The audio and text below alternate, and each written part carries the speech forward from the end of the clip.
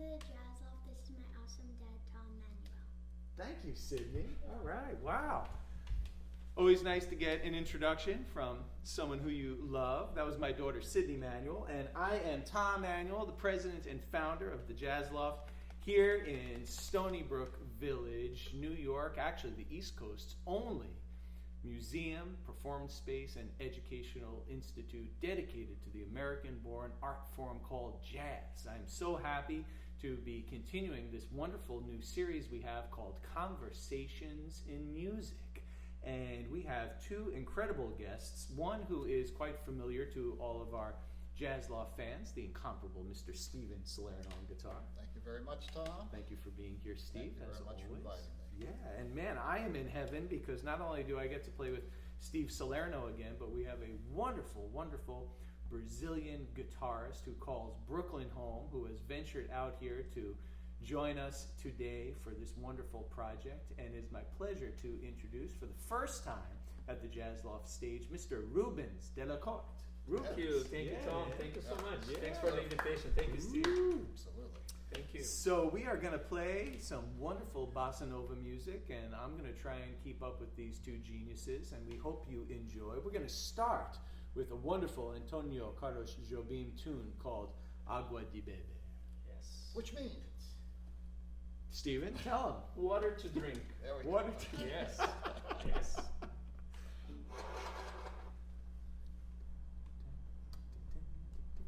Little vamp up front? Yep.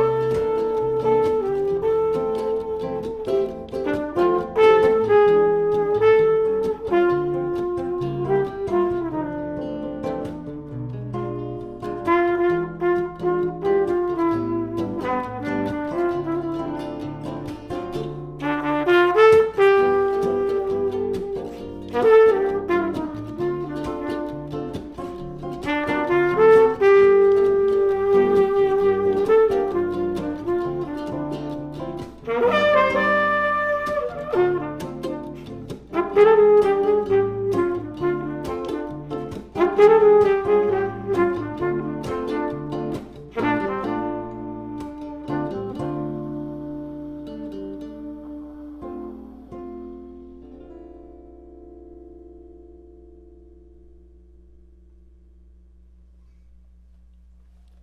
gentlemen. All right. Beautiful.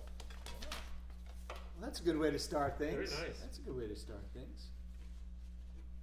Well, what do you say we play a little Asfalto Fabulous? Sure. This is a beautiful Cuban tune that is called Tres Palabras, which loosely translated means without you. Beautiful, beautiful. And Steve, you played this down in Cuba, right? I did with some wonderful Cuban musicians in a concert. It was really great. Of course, they all knew the tune, you know. And that's the way we can communicate through music. Right. Yeah. Right. Cool. All right. Would you guys want to set this up here? Sure.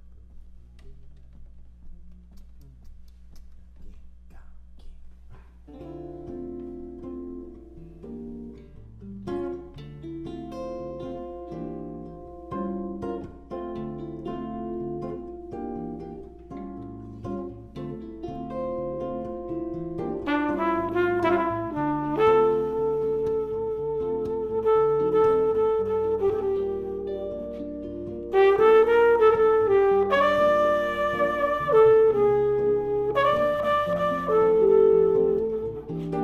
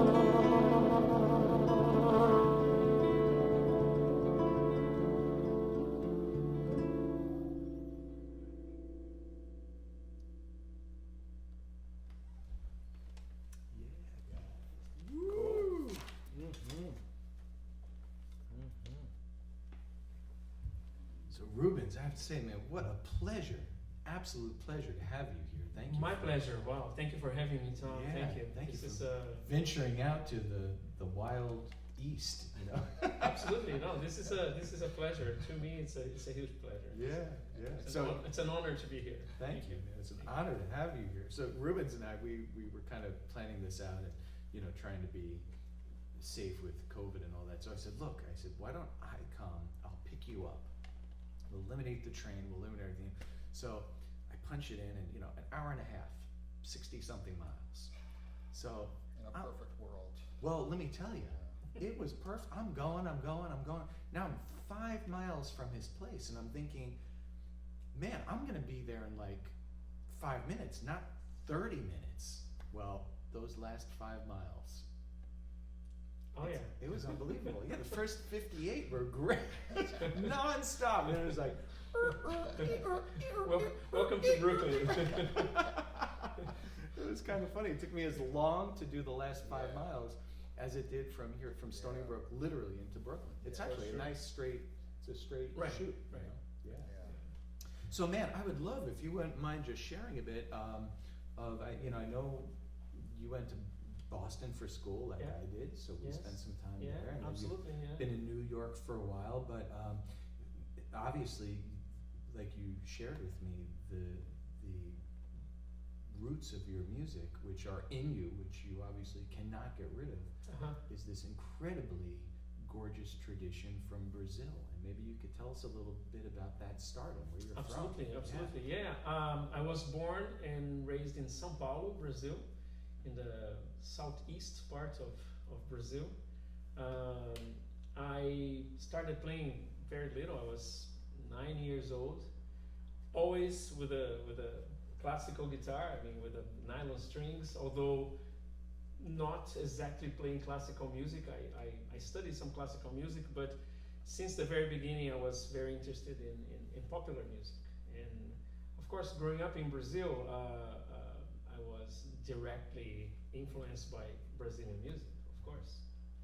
I play other styles as well. I mean, always interested in jazz. I grew up listening to rock and roll, but it was Brazilian music, samba and bossa nova, that actually I got more interested in developing and in building my playing style. Right. Now, I know that one thing, and I don't think anybody does this on purpose, but I think here in America and the States, we use this rather unfortunate blanket umbrella term of Latin music. Mhm. And I think a lot of people don't realize that there is quite a difference between a rumba or a bossa nova, Oh, for or the sure, music for of sure. Brazil or Cuba or Puerto Rico or whatever it may be. What is it that makes the bossa nova so specific and more importantly, different than those other Latin traditions? Sure. Well, the bossa nova, basically the rhythm of bossa nova, the music style of bossa nova, was developed by a partnership between Antonio Carlos Jobim, the composer pianist, who also played guitar, and the guitarist João Gilberto. Mhm. So it was the way that João Gilberto played the guitar that created the bossa nova trademark. So what did João Gilberto try to do? He tried to emulate the whole rhythm section in the acoustic guitar, in the nylon string guitar. So there is the bass, there is the drums, the drums is there, and there, of course, there's the piano, there's the harmony, So you have the rhythm of like percussion instruments, like playing like the clave, or playing the 16 notes with syncopation, and you have the bass playing like downbeats, very, very straight. And you have this beautiful harmony that is borrowed from jazz standards. So the combination of the three aspects, harmony, the bass, and the percussion, let's say, you have the bossa nova rhythm. And this was a very new sound, correct? It was a very new sound. It was different from the way Brazilian music was played before. I mean, we had samba. Samba is a tradition since pretty much the turn of the 19th to the 20th century, but it wasn't until the mid 50s that it started to be played like softer, with an imposed clave that was exactly developed by Gilberto and Jobim. I mean, the harmonies of Jobim and the rhythm of Gilberto together. And correct me if I'm wrong, but translated, bossa nova is new sound, right? Yes, I mean, there's not a literal translation. There are similar ways to address bossa nova. It could be a new groove, it could be a new vibe, it could be a new trend. So it's a new thing in a way. It's a new fashion, a new wave in a way. Right. Yeah. Right. Well, let's continue and play. Sure. So I know in 1960, Jobim had a huge hit with this tune, which is Corcovado. Beautiful.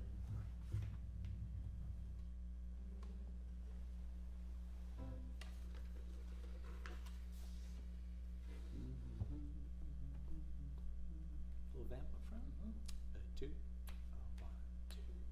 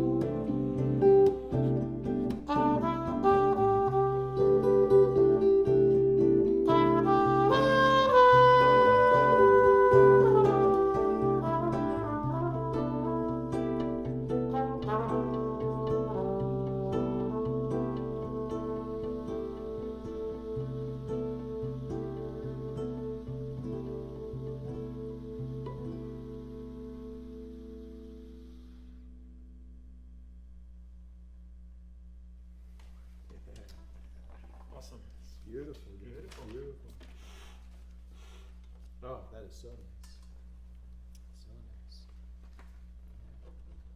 So, Steve, it might be cool if you could talk a little bit about this next tune, but specifically the writers and the lyricist who is kind of important in the mix of these players as well. I know you kind of hipped me to Tristeza, which is goodbye sadness, right? Yes, and now you know just about everything I know about it. There we go.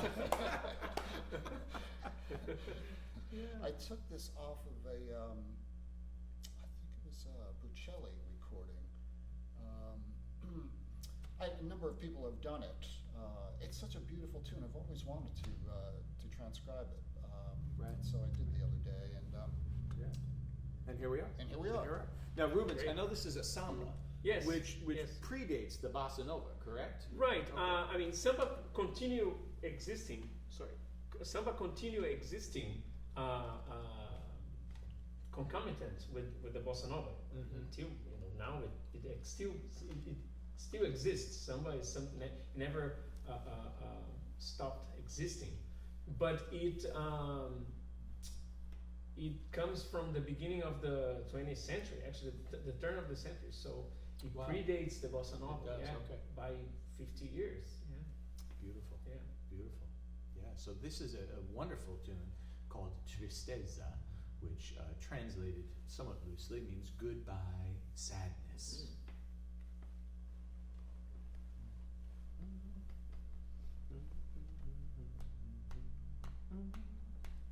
Do a little vamp up front. sure.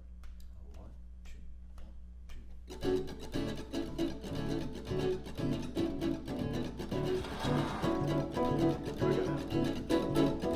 go.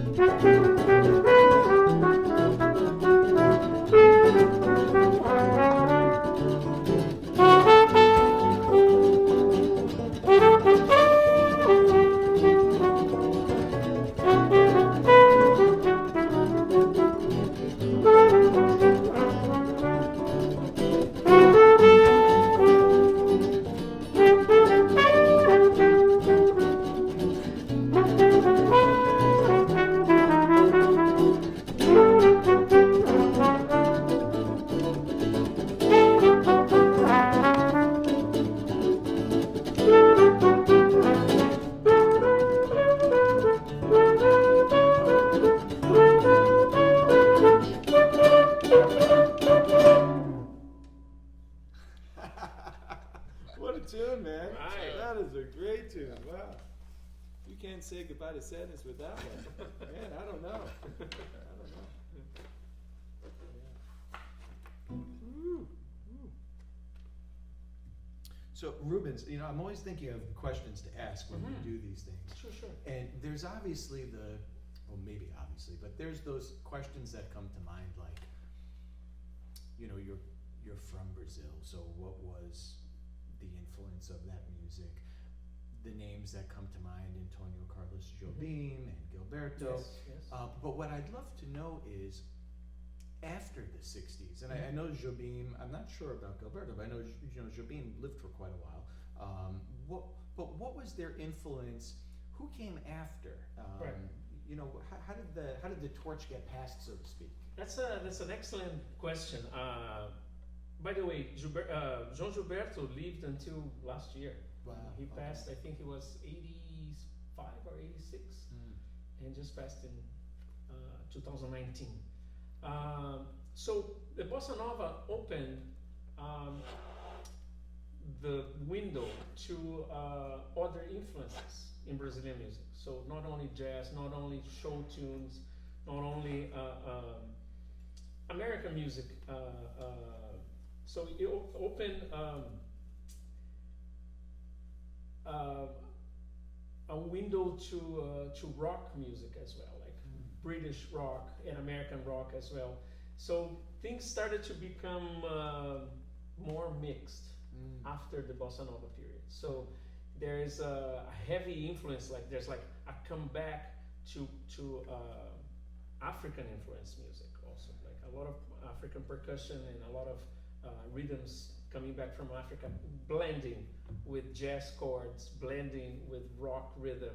So the music that came after Bossa Nova, the late 60s, the movement called Tropicalia, for example, started to experiment with this, African rhythms and rock, but still with the harmony of jazz. And so the Bossa Nova stayed in Brazilian music in terms of like dictating the harmony. So if you get the songwriters that came after the Bossa Nova, Gilberto Gil, Caetano Veloso, Chico Buarque, Ivan Lins, they all use jazz harmony. They never went back to like simple triads or simple chords. I mean, the chords and the harmony in Brazilian music after the Bossa Nova period, even not being Bossa Nova, stayed very complex. So I say that after the Bossa Nova, there's like an enormous amount of different rhythms, influenced by samba roots, influenced by Bossa Nova, influenced by African music, influenced by rock music. But they are not exactly Bossa Nova. It's a little bit different. Right. It's a melting pot, actually. The 70s, in terms of Brazilian music, I mean, you have absolutely everything. Right. Yeah.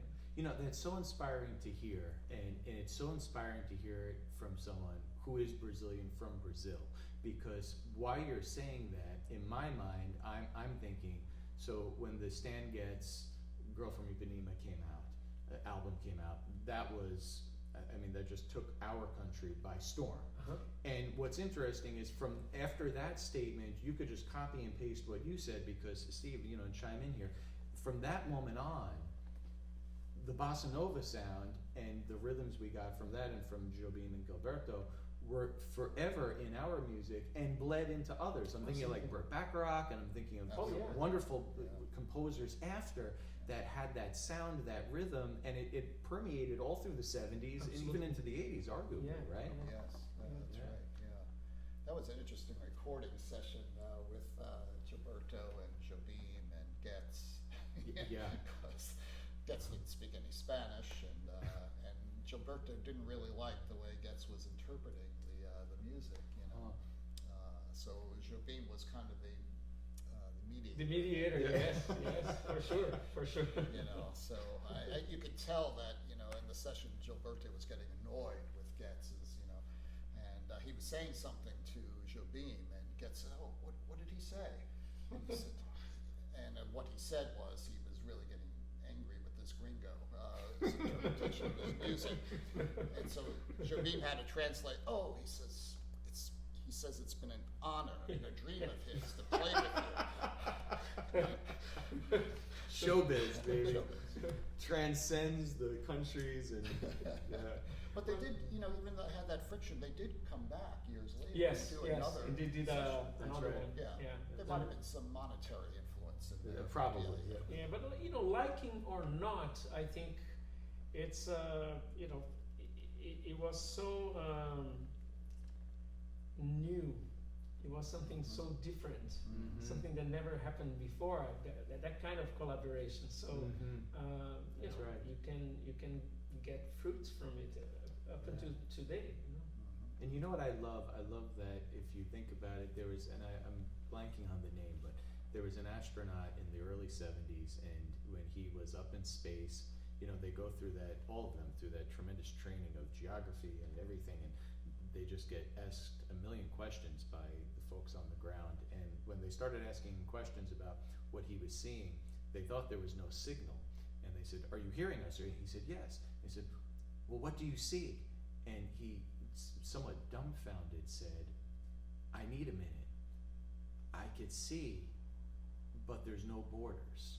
He was so used to all the training of all the borders of the country, and now he was looking at our world without That's borders. beautiful. And I think the same way with music is, you know, we're from different countries and we have our borders, and we're even talking about historically so many decades ago, but the music has a beautiful way of transcending that, you know, where it's just, it's music, and there's us, and we're humans, and we connect and we integrate, and I love what you said, it's just this big pot of gumbo that mixes it all together, and it still continues. You know? And I think in American, I mean, in the United States, in American music, that also started to happen in the late 60s and 70s, you know, with, you know, look at Miles Davis, what right. he got into in the late 60s with rock and with, That's right. with other influences and, Yeah.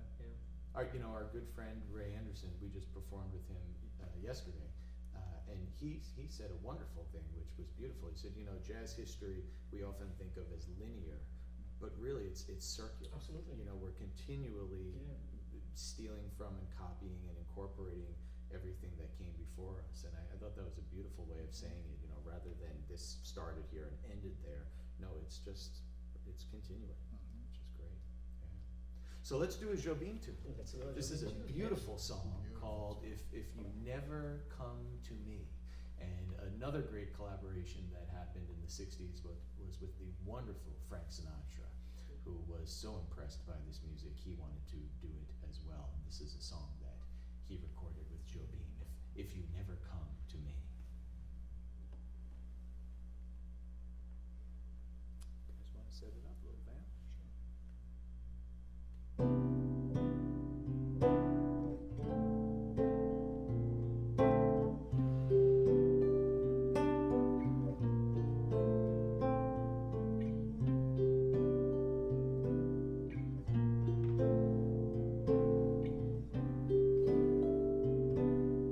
If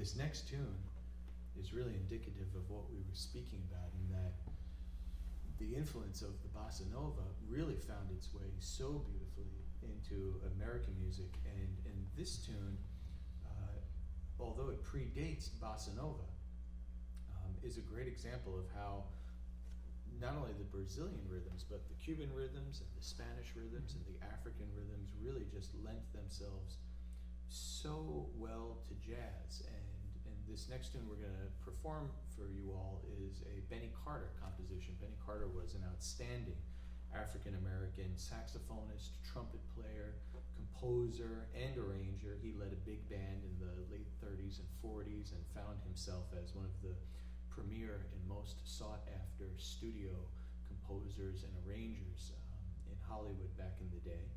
And mostly what he did was in the arena of jazz, not necessarily movies, but he was on the West Coast for quite a while. And this tune he wrote is called Key Largo. And although it dates to 1948, I think you'll see how it lends just so well to our little our vibe that we're cooking up here. So yeah, and the rumba, really, I mean, folks like Xavier Cugat and Machito and all that, I mean, they were playing the rumba. Yeah. That's like 30s and 20s. Right? Yeah, yes. Yeah. So. And I think the American musicians who were traveling with the State Department, in the State Department tours, they got to experiment with rumba and with cha-cha, with salsa, before they had the chance to experiment with Brazilian rhythms. That's right. Yeah. Yeah. When Dizzy went to Cuba, I mean, he was like literally running up and down mountainsides with a reel-to-reel tape recorder. And you know, we talk so much about bebop, but we forget of that wonderful movement which was Cubop, you know, which was Cuban and bebop and that mix. And that was right around this time, 47, 48, 49. Dizzy was deep into that. Big time, right? Yeah. Yeah. That big band he had was amazing. Right? Yeah. Yeah. So let's do a little Key Largo here, a little Benny Carter. Yeah.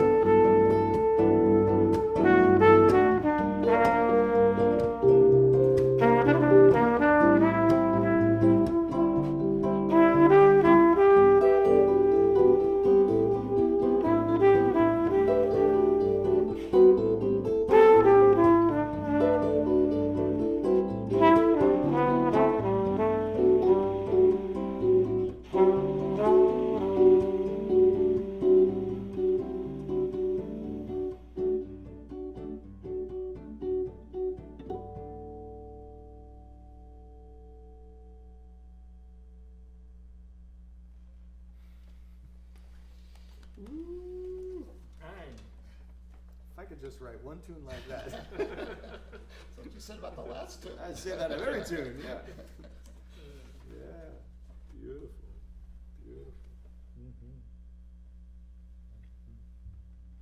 So Rubens, I know that you've been in New York for quite a while, and Yeah. you know you're into your career. I mean, it's happening, and you're doing it. And I guess my question for you, again, in the theme of trying to maybe ask some questions that dig a little deeper. You know, Mhm. I always tell my students it's like an onion, you know, and you know you have so many layers, and you would think if you look at an onion that it's brown, but you know you peel away that brown layer and then it's green, and then you Mhm. peel away that green layer, then it's you know it's white, you know.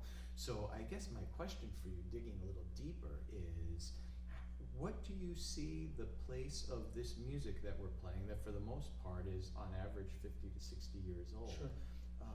How do you see it in the world of 2020? Well, I think there are two different fronts of bossa nova music happening. There is definitely a new bossa nova, which is bossa nova combined with electronic music. For example, that's the music that the daughter of João Gilberto wow. makes, Bebel Gilberto, Huh. who I had the pleasure to play with a few times. She combines very roots bossa nova, straight bossa nova with electronica. She's not the only artist, but she's like one of the most prominent artists remaking this bossa nova. And at the same time, you have artists still performing bossa nova the way bossa nova was performed in the 60s, in the late 50s and 60s. And one artist that I can mention is Eliane Elias, for example. Yeah. I also had a huge pleasure to accompany since 2004. Wow. And That's wonderful. it's very straight bossa nova, the way it was created and still played. Right, right. But if I can mention one artist that is still so crucial to the bossa nova is Sergio Mendes, who is able to do both things.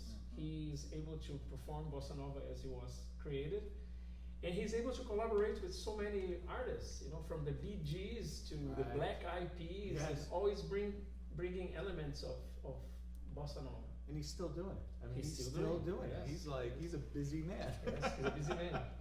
Yeah.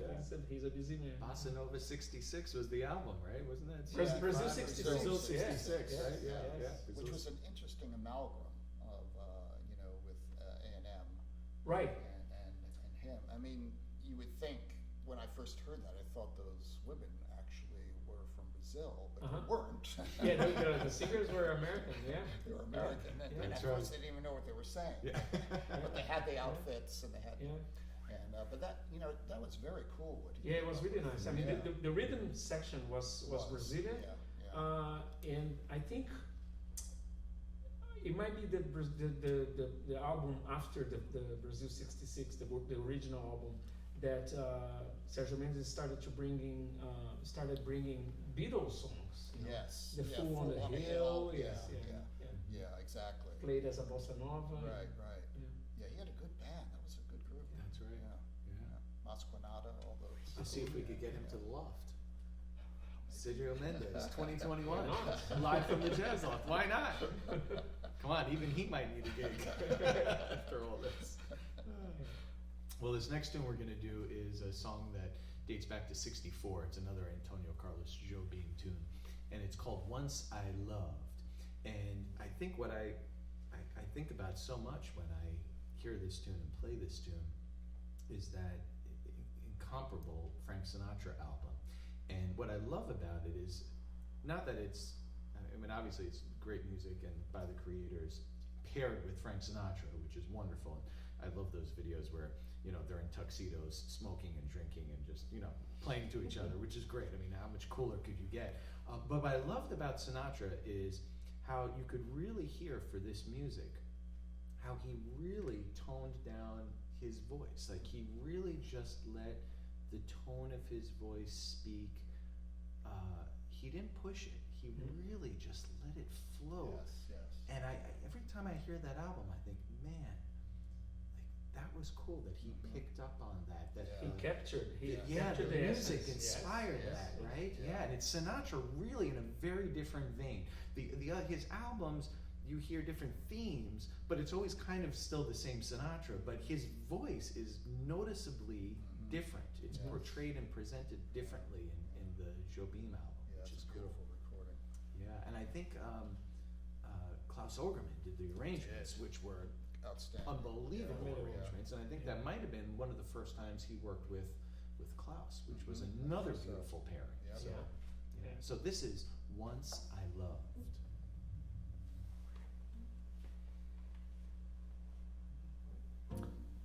Slow? Yeah, it's slow, and you want to start it off.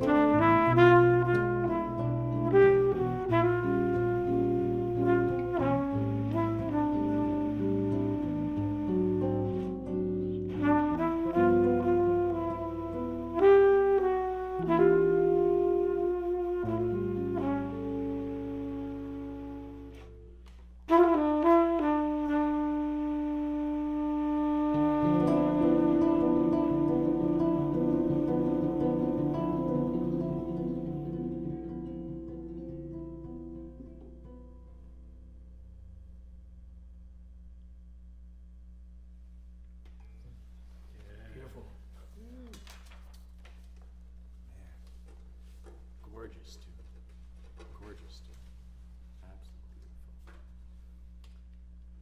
beautiful. Roberto Menescal. All right. And a wonderful tune called Little Boat, which I'm still trying to learn, but I'm going to... It's not going to stop you. It's not going to stop me. I'm still trying. You know, I feel like if Warren Vichet says that he has a hard time, I figured, okay, I get a little bit of a pass. You know what I mean? He was the one that turned us on to this. You knew it, but he I've been called playing it. this for a while. Yeah. Okay. Yeah. Thanks. That makes me feel a lot No, better. no. Oh, it's such a good tune. It is. I remember a good How fast should we do it? Tempo di Lerno. What did you learn of? I think that's good, right? Sure. Yeah, let's do it, boys.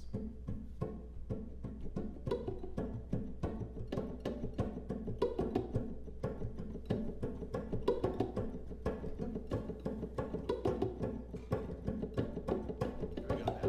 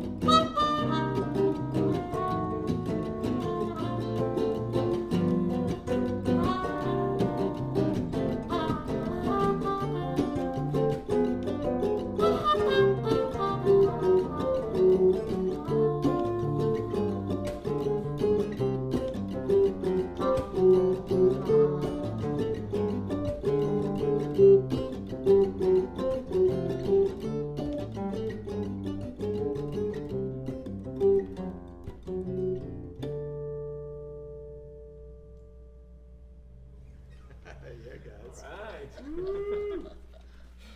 Woo. That's for Warren. That's for Warren. Yeah.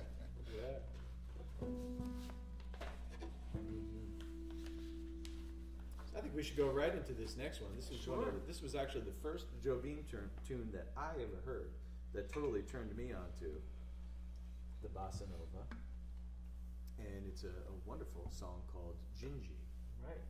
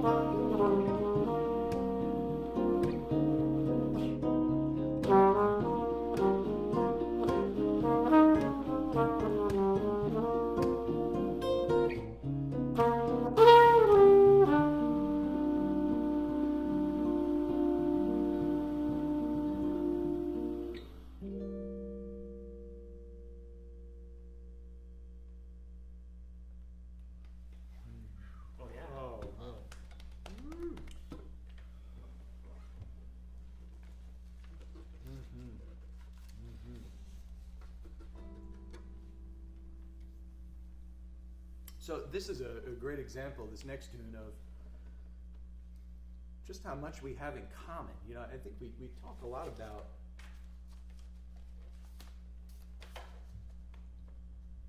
we talk a lot about differences, but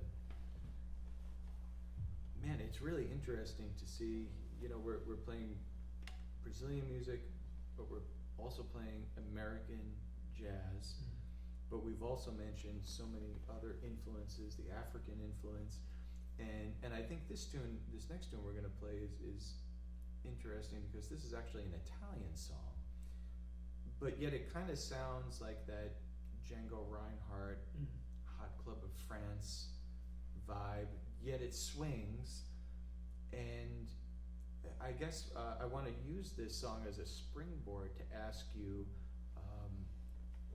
we recognize the bossa nova as being so originally Brazilian, but what ingredients are in that come from elsewhere? We've spoken about jazz, but maybe some other things. Well, Brazil shares a little bit of the same story that the United States lived through. So we had the slavery for a long time in Brazil. As a matter of fact, we had 4 times more slaves than the United States. Wow. And the abolition of slavery in Brazil didn't happen until 1888. After us. And just like New Orleans and Congo Square, we had in Brazil also several places where the slaves gathered together to celebrate their heritage, their identity, their history. So together with the music brought from Europe by the Portuguese initially, right from the beginning, the melting pot was established. So I think it's impossible to define a pure Brazilian music, because from the very beginning it was already like combined, and unless you go into like native tribes and study really the origins of the music from the indigenous people, the music that became Brazilian popular music from the very beginning is a melting pot. It's just like the bossa nova was influenced by the elements of jazz and show music.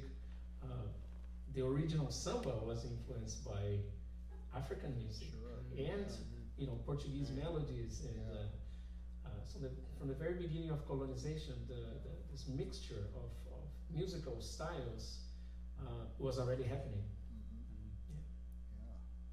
So great that we have so much more in common than it's so right? much Isn't in that common. Yeah, amazing? it's so much in common. If you dig deep enough and you're willing to have the conversation and extend the dialogue, it's amazing how much we have in common. Yes, right? yes.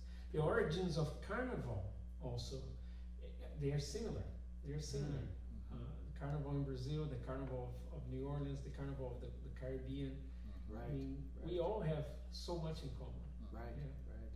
Steve and I have gone to and spent some time in Haiti, outside of Port-au-Prince, in a wonderful little place called Carrefour, and it's amazing how much of their music that we just experienced walking the streets and people singing and little bands that would play and the students that were working with us. It's like man, we kind of know this. Like this sounds a lot like this or that, and you piece it all together, right? Island music. That's right. Yeah. That's right. Well, this is a wonderful tune by Dino Oliveri and Nino Rastelli, and it is called Jaya Tendrai.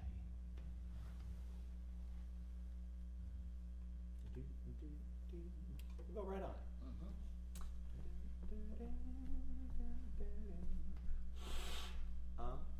Two.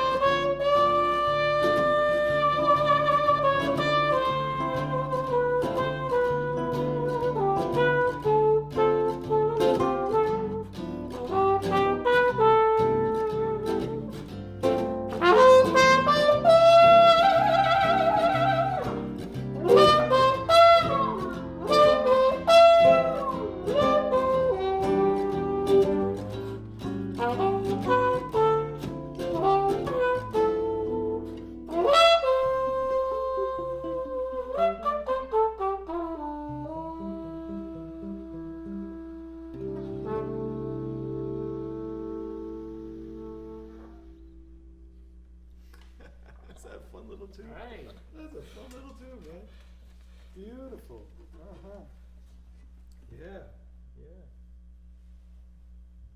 Well, this concert was a little bit longer, but man, there was no way I was going to stop this. I was going to So much fun.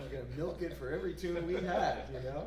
But I just want to thank Steve, as always, for being a part of this in so many ways, and you know, for all of you that have been following these performances these last few months. You know, Steve is also the driving force behind all of the technical gear and the setup and the know-how to make this happen. So all of us here at the Jazz Loft are incredibly appreciative, not just for him sharing his talents, but for him sharing his technical prowess as well. So Steve, thank you for making that happen. And Rubens DeLacorte, man, this was an incredibly hip evening. Thank you so much for doing this. Thank you so much. I mean, Yeah. again, it's such an honor. You know, it's an honor for me to be here. Thank you for inviting me, Tom. Thank you. Steve. Thank you. Thank you very much Yeah. for being here.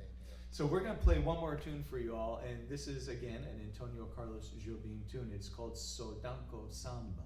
And what's really cool about this tune, to bring it full circle, as Rubens was sharing with me earlier, Jobim was so inspired by American jazz that this is actually very, very similar, almost identical, to the chord changes of the wonderful Billy Strayhorn 1939 composition, Take the A Train. That was the theme song of the Duke Ellington Orchestra for well over 5 decades. So we're going to give you a little mashup of Billy Strayhorn's Take the A Train, and Antonio Carlos Jobim's So Danko Samba.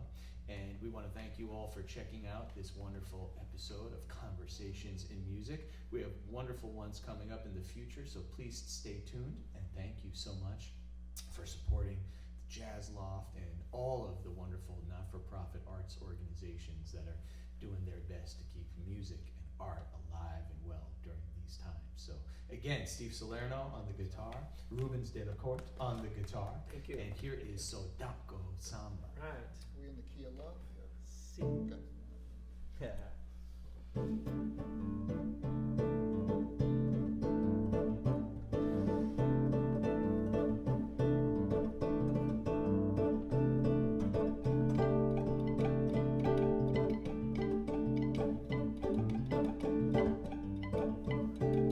Here we go.